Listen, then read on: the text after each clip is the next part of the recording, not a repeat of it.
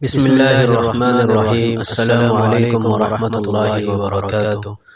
امید ہے تمام سامعین خیر و عافیت سے ہوں گے۔ آئیے شمس العالم ظہیری، آج کی ویڈیو میں ہم جانیں گے کہ دجال اکبر کہاں ہے، کس جگہ روپوش ہے، اگر اسی زمین پر ہے جس کا چپا چپا چاند مارا جا چکا ہے، جس کا ذرہ ذرہ سیٹلائٹ کی نگرانی میں ہے، تو اس کا انکشاف کیوں نہیں ہوتا، اس تک پہنچا کیوں نہیں جا سکتا۔ تفصیلات میں جانے سے پہلے آپ سے ایک چھوٹی سی گزارش ہے، ویڈیو کو مکمل سماعت فرمائیں تاکہ آپ کو پوری بات سمجھ میں آ سکے۔ یہودی علماء دجال اکبر کے موجودہ مسکن کے حوالے سے نہایت تضاد بیانی کا شکار ہے۔ کبھی کہتے ہیں کہ دجال اکبر کن یا قنم میں ہے، قنم کے معنی کبھی چڑیا کا گھونسلہ کرتے ہیں، کبھی لکڑی کا تابوت اور کبھی پہاڑ کا غار، کبھی اس کا کیدھانہ ماوراء الارض طبقات میں بتاتے ہیں، کبھی زمین کے قریب سیاروں میں، کبھی خلا کے نامعلوم مقام میں، اسے وہ جبل یا زبل کہتے ہیں۔ ان کے مطابق یہ مسیح الدجال کی موجودہ رہائش گاہ ہے، جہاں ان کا نجات دہندہ اس وقت رہتا ہے۔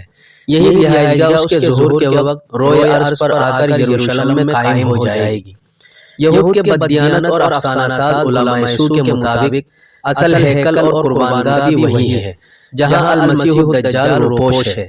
مسیح کا آنا دراصل اس ہیکل اور روئے زمین پر قائم کرنے کے لیے ہوگا۔ یہ سب اپنی جہالت پر پردہ ڈالنے کی کوشش اور ٹھامک ٹوئیا ہے۔ سچی بات وہ ہے جو نبی صلی اللہ علیہ وسلم نے بتا دی ہے کہ وہ اسی زمین پر ہے، مشرق کی جانب میں ہے، ایک جزیرے میں ہے، فرشتوں کی قید میں ہے، اور وقت سے پہلے ساری دنیا کے سیٹلائٹ مل کر اسے تلاش کر سکتے ہیں، نہ پوری دنیا کے یہودی مل کر اسے چھڑوا سکتے ہیں۔ یہ بات مکمل طور پر صحیح نہیں کہ سیٹلائٹ کے ذریعے زمین کے چپے چپے کو چاند مارا گیا ہے اور خشکی و سمندر کی مکمل اسکیننگ ہو چکی ہے۔ ابھی حال ہی میں خبر آئی تھی کہ برازیل کے جنگلوں میں ایسی وحشی قبیلے کا انکشاف ہوا ہے جہاں جدید دور کے انسان کے قدم آج تک نہیں پہنچے۔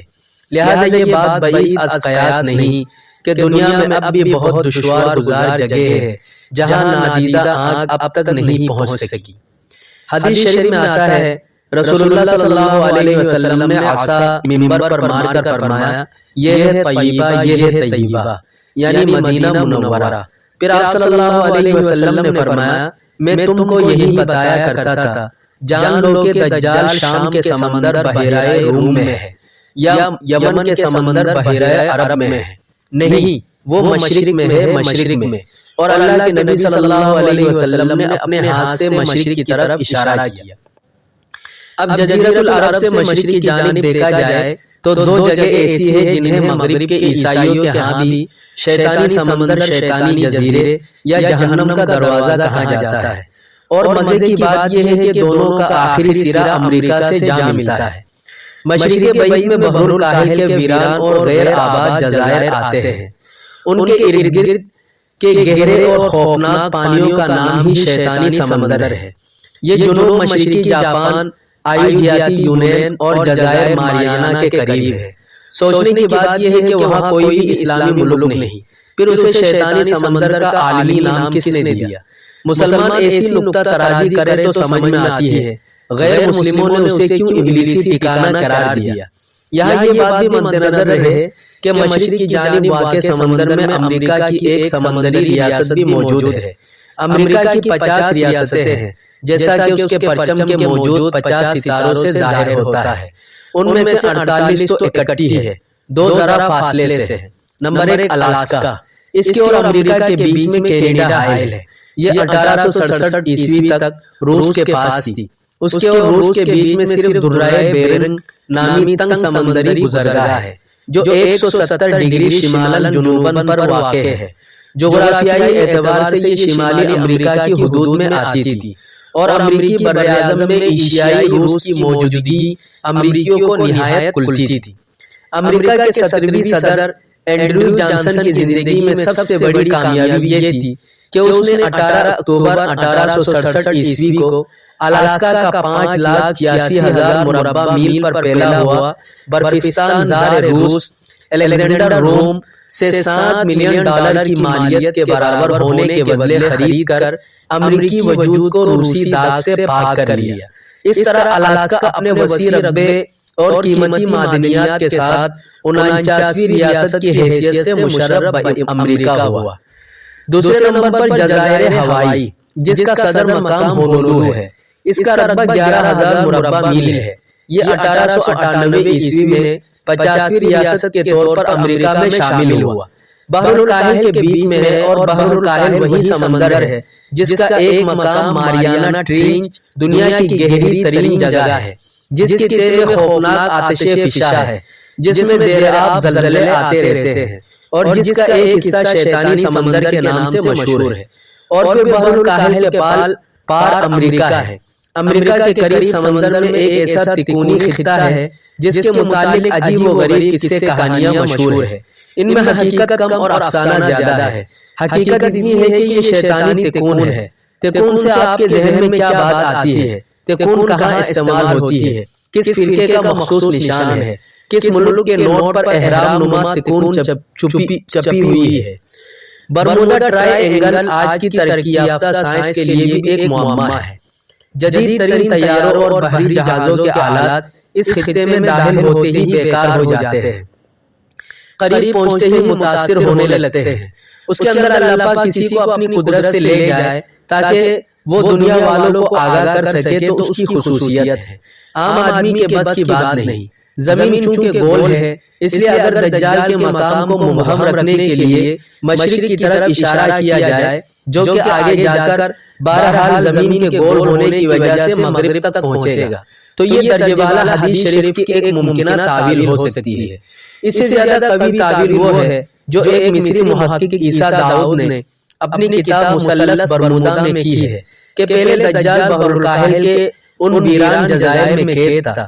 حضور صلی اللہ علیہ وسلم کی وفات پر اسے بیڑیوں سے تو رہائی مل گئی، وہ زنجیروں سے آزاد ہو گیا ہے اور اپنے خروج کی راہ ہموار کر رہا ہے، لیکن اسے ابھی خروج کی اجازت نہیں ملی، لہذا وہ شیطانی سمندر سے شیطانی تکون تک رابطے میں ہے، جس کے قریب شیطانی تہذیب پروان چڑھ کر نقطۂ عروج کو پہنچنے ہی والی ہے۔ بحر الکاہل کے شیطانی سمندر اور بحر اوقیانوس کی شیطانی تکون میں کئی خصوصیات کے اعتبار سے مماثلت پائی جاتی ہے، جو یہ سوچنے پر مجبور کرتی ہے کہ ان دونوں میں کوئی ایسا تعلق ضرور ہے جو دنیا کی نظر سے پوشیدہ ہے، اور یہ تعلق لازماً شیطانی ہے، رحمانی یا انسانی نہیں۔ مثلا دنیا میں یہ دونوں ایسی جگہ ہے جہاں قطب نما کام کرنا چھوڑ دیتا ہے۔ دونوں میں متعدد ہوائی اور بحری جہاز غائب ہو چکے ہیں، بحر شیطان میں کم اور مثلث شیطان برمودا میں زیادہ۔ انتہائی تعجب خیز بات یہ ہے کہ ان دونوں جگہوں کے درمیان ایسے جہازوں کو سفر کرتے دیکھا گیا ہے جو بہت پہلے غائب ہو چکے تھے۔ دونوں کے اندر ایسی مقناطیسی کشش یا برقی لہریں یا لیزر شعاع قسم کی چیزیں موجود ہیں جو ہماری بجلی سے 1000 گنا طاقتور ہے۔ یہ انتہائی طاقتور لہریں ہوائی یا بحری جہازوں کو توڑ مڑوڑ کر نگل کر ان کا نام و نشان مٹا دیتی ہے۔ دونوں کے درمیان اڑن تشتریاں اڑتی دیکھی گئی ہے، جنہیں امریکی میڈیا کی مخصوص نادیدہ طاقتیں خلائی مخلوق کی سواری قرار دیتی ہے، جبکہ وہ دجال کی تیز رفتار سواری بننے کی صلاحیت رکھتی ہے۔ حدیث شریف میں آتا ہے دجال کے گدھے کے دونوں کانوں کے درمیان 40 گز کا فاصلہ ہوگا، اور اس گدھے کا ایک قدم 3 دن کی مسافت کے برابر ہوگا، اور وہ اپنے گدھے پر سوار ہو کر سمندر میں ایسے گھس جائے گا جیسے تم اپنے گھوڑے پر سوار ہو کر چھوٹی نالی میں گھس جاتے ہو۔ 3 دن کی مسافت ایک قدم پر تقسیم کی جائے تو تقریباً 82 کلومیٹر فی سیکنڈ بنتے ہیں۔ اڑن تشتریہ جہاں انتہائی تیز رفتار ہوتی ہے، وہاں وہ فضا کی طرح سمندر کی گہرائی میں بھی گھس کر سفر کر لیتی ہے، نیز اپنا حجم چھوٹا یا بڑا کرنے اور فضا میں ٹھہر جانے یا زمین میں کہیں بھی اتر جانے کی صلاحیت رکھتی ہے۔ امریکہ کا یہودی میڈیا ان کے متعلق سامنے آنے والے حقائق چھپاتا رہتا ہے۔ کچھ ماہرین نے انہیں منظر عام پر لانے کی کوشش کی تو انہیں قتل کر دیا گیا۔ یہ موضوع تفصیل چاہتا ہے۔ دونوں جگہوں کو خواص و عوام قدیم زمانے سے شیطان کی طرف منسوب کرتے ہیں، اور یہاں ایسی قوتوں کی کارستانیوں کے قائل ہے جو انسانیت کی ہمدرد نہیں، خوفناک، پراسرار اور جان لیوا ہے، لیکن ان کے گرد اسرار کے ایسے پردے آویزہ کر دیے گئے ہیں کہ بال کی کال اتارنے والے مغربی میڈیا اور چیونٹی کے بلوں میں کیمرے فٹ کر کے ان کے طرز زندگی پر تحقیق کرنے والے مغربی سائنسدان مہر بلب ہے، بلکہ وہ یہ بات ریکارڈ پر ہے کہ ان دونوں جگہوں کے درمیان سفر کرتی نظر آنے والی اڑن تشتریوں کی حقیقت تک پہنچنے والے دو سائنسدانوں ڈاکٹر موریس جیسوپ اور ڈاکٹر جیمز ای میکڈونلڈ کو ہلاک کر دیا گیا، اور ان کی ہلاکت کو خودکشی کا نام دے کر اس راز کو دنیا سے چھپانے اور دفن کرنے کی کوشش کی گئی۔ حضور علیہ السلام نے دجال کی قیدگاہ کے بارے میں 3 جگہوں کا نام لیا، 2 کی نفی کی اور 1 کی تائید کی کہ دجال وہاں مقید ہے۔ ان تینوں میں سمندر کا نام آتا ہے۔ اس کی تشریح ایک دوسری حدیث سے ہوتی ہے جسے امام مسلم نے حضرت جابر رضی اللہ تعالیٰ عنہ سے روایت کیا ہے۔ فرماتے ہیں میں نے نبی صلی اللہ علیہ وسلم کو فرماتے سنا، ابلیس اپنا تخت سمندر پر لگاتا ہے، لوگوں کو فتنے میں ڈالنے کے لیے اپنا لشکر روانہ کرتا ہے، جو اس کے لشکر میں سب سے زیادہ فتنہ پرور ہوتا ہے وہ ابلیس کے سب سے زیادہ قریب ہوتا ہے۔ مسلم شریف کے شارح علامہ نووی رحمۃ اللہ علیہ فرماتے ہیں کہ اس سے مراد ابلیس کا مرکز ہے، یعنی ابلیس کا مرکز سمندر میں ہے۔